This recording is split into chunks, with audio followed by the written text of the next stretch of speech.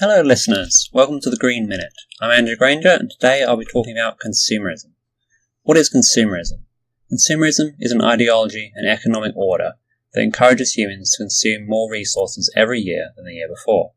It encourages us to measure our personal success and the success of our national and global economies in terms of ever-increasing consumption. Humanity has supported consumerism for about 200 years, since the Industrial Revolution and the start of rapid economic growth. It has been sustainable for most of that time, but it was never going to work forever. Consumerism requires exponential and unending growth, which is impossible on the finite planet on which we live. An awareness of our finite planet has not yet reached mainstream economics. Today, British economists insist that a good year in Britain should see our GDP increase by 3%. In other words, we should consume 3% more resources than the previous year. Any less growth, and economists attack this as a sign of political failure.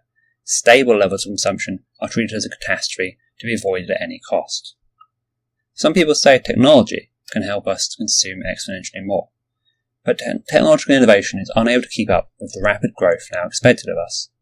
In the 1970s, humanity began to consume more resources than the planet could sustain.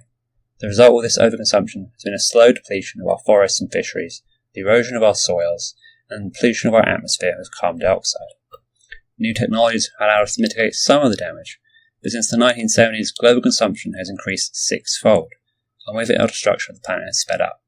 Humanity today would need 1.7 planets to sustain our appetites, and this figure continues to grow every year. It is unlikely we can prevent ecological collapse without slowing down our economic growth. The end of economic growth does not mean an end to progress, but we must change our political and popular culture so we can value other kinds of progress.